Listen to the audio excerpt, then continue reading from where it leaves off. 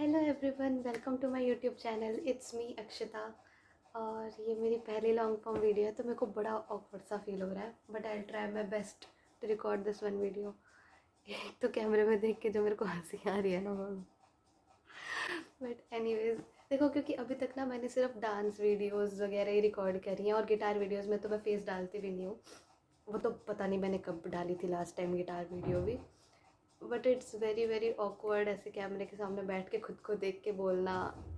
But anyways, आज का topic is about दो स्टूडेंट्स जो अभी 11th से 12th में प्रमोट हो रहे हैं, जो अपनी 12th क्लास स्टार्ट करने वाले हैं, क्योंकि आई थिंक होने वाले होंगे अभी स्कूल शुरू। मोस्टली बच्चों के 3-4 अप्रैल से हो जाता है नया सेशन स्टार्ट, हमारे यहाँ तो ऐसे ही हो जाता है।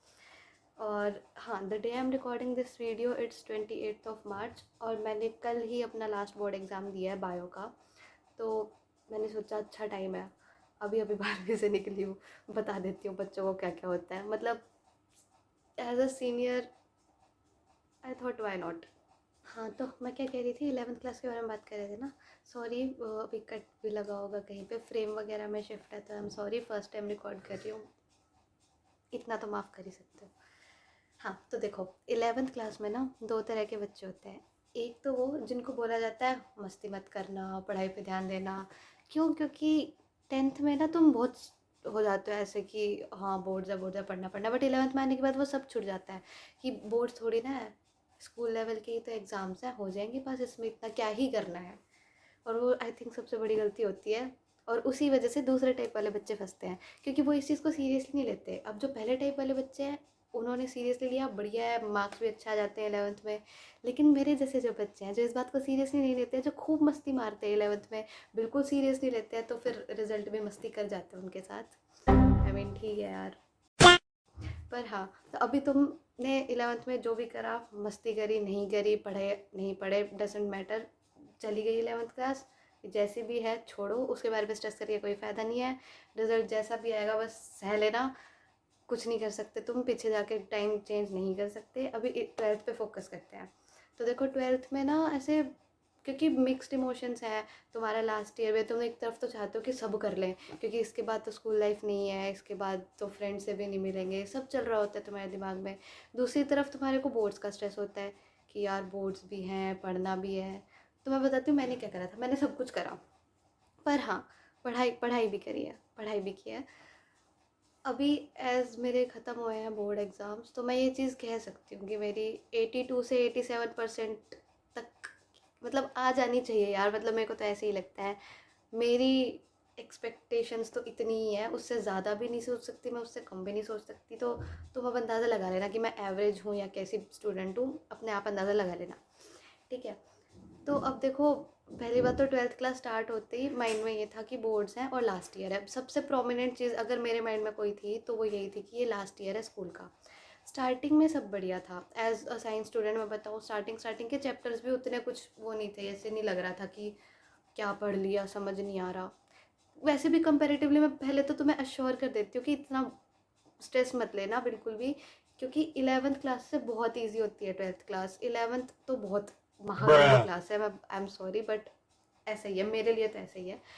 12th कंपेरेटिवली काफ़ी आसान है। ऐसी कोई नई चीज़ नहीं है तुम्हारे लिए कि आउट ऑफ द यूनिवर्स तुम्हें कुछ पढ़ा दिया, नहीं, क्योंकि 11th में तो मुझे ऐसे ही लगा था, पता नहीं क्या ही चल रहा है। 12th ऐसी नहीं है, 12th इज़ क्वाइट ईजी। तो तुम स्टार्टिंग में एडजस्ट आराम से कर लोगे, तुम्हें ज़्यादा टाइम नहीं लगेगा एडजस्ट होने में। उसके अलावा मैं कह रही हूँ, बहुत इम्पॉर्टेंट है, एक तो जितने भी कॉम्पिटिशन्स वगैरह हो रहे हैं, ये मत सोचना कि बोर्ड्स है मेरे, मैं पार्टिसिपेट ना करूँ या रह देती हूँ, बाद में बहुत बहुत गंदा रिग्रेट होएगा। मैं एज अ स्टूडेंट बता रही हूँ, तो मैंने सब करा है, तो मैं आज ये नहीं कह सकती कि मुझे इस चीज़ का रिग्रेट रह गया कि काश मैंने अपनी स्कूल लाइफ में ये चीज़ की होती। मैंने डांस करना था, मैंने डांस किया, मेरे को और किसी कंपटीशन में पार्टिसिपेट करना था, मैंने किया। बट मेक श्योर तुम अपनी स्टडीज़ को साथ में लेके चल रहे हो। दैट ऑल्सो बीइंग सेड, मैं उन बच्चों में से हूँ जिन्होंने ना कभी मैंने कभी कोई ट्यूशन नहीं लिया, ना मैंने कभी कोई कोचिंग ली, ना कोई मेरे पास ऑनलाइन बैच था या कुछ था। हाँ, वो बात अलग है कि एग्ज़ाम्स के टाइम पे या फिर मान लो मेरा कोई लेक्चर मिस हो गया, मैं छुट्टी पे थी, मैं स्कूल नहीं गई, तो मैंने वन शॉट देख लिया उस चैप्टर का, वो सब किया है। पर कोई कोचिंग ट्यूशन ये सब मेरे पास नहीं था, तो मैं कैसे पढ़ती थी? मैं भी इंसान ही हूँ, मैं भी, और दैट ऑल्सो मेरे, मैं एज आई टोल्ड इतने परसेंटेज तो मेरी आ ही जाएगी। तो देखो मैं इसको कम परसेंटेज तो नहीं ही मान रही कि ये कम है। तो उस बेसिस पे अगर मैं बोलूँ तो तुम स्कूल जाओ, रेगुलर जाओ, ज़्यादा छुट्टियाँ मत लेना, क्योंकि एक बार छूट जाता है तो आगे का समझ में आना बहुत सच में मुश्किल हो जाता है। स्पेशली जब आगे आगे जो तुम्हारे चैप्टर्स आएंगे, जैसे बायो में जेनेटिक्स होगा या फिर और भी चैप्टर्स हैं, तो अगर जेनेटिक, स्पेशली मैं जेनेटिक्स पे इसलिए एम्फोसिस कर रही हूँ कि सबसे इंपॉर्टेंट यूनिट है, जो 12th पास है उनको पता होगा। वो एक बार स्किप हो जाता है ना, तो फिर उस पर फोकस करना और पूरा एक फ्लो टूट जाता है, तो वो दिक्कत वाली बात होती है। तो रेगुलर स्कूल जाना, उसके अलावा अपने नोट्स प्लीज़ बना लेना, प्लीज़ ऐसे मत छोड़ना कि नोट्स, प्लीज़ मैं रिक्वेस्ट करती हूँ नोट्स बनाना। मेरे को मेरे नोट्स ने बहुत हेल्प करी है। आई किड यू नॉट, मैंने अपने बोर्ड एग्ज़ाम्स में एक तो फिज़िक्स और केमिस्ट्री की एनसीईआरटी की बुक तो बिल्कुल ही नहीं छुई। मेरी नई की नई किताबें रखी हैं। मुझे इतना बुरा लगता है ना कि मैंने उस पर पैसे लगा दिए। मतलब उन उन दो चार किताबों को देख के मेरे को इतना बुरा लगता है कि यार मैंने क्यों खरीदी है बुक्स जब मेरे को यूज़ ही नहीं करनी थी। तो एकदम फ्रेश बुक्स पढ़ी हैं। बायो और इंग्लिश की ही बुक्स थी जो सबसे ज़्यादा एनसीईआरटी की यूज़ होती हैं, क्योंकि उसमें से ही पढ़ते हो। फिज़िक्स केमिस्ट्री तो मैंने पढ़ी ही नहीं है एनसीईआरटी से, बिल्कुल भी नहीं पढ़ी है।